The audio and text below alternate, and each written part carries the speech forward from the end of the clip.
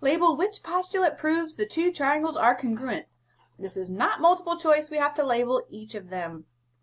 So when we do this, we just look at what markings were given. This is an angle marking. The tick mark is the side marking, and this one is an angle marking. And we just make sure that it corresponds to the same markings over here, which it does. So these would be congruent by angle, side, angle. Notice that the side is located between the two angles. That's called the included side. You got to make sure you get it in the correct order. All right, here.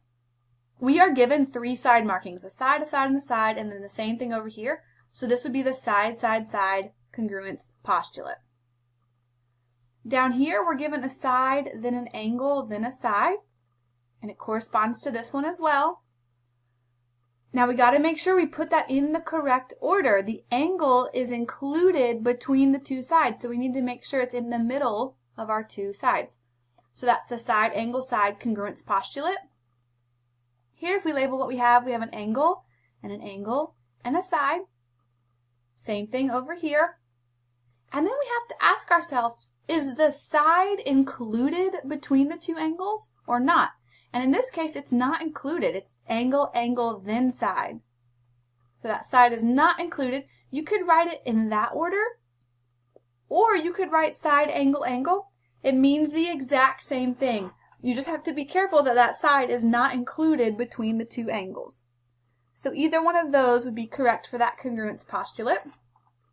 And then down here, we're given a side, and an angle.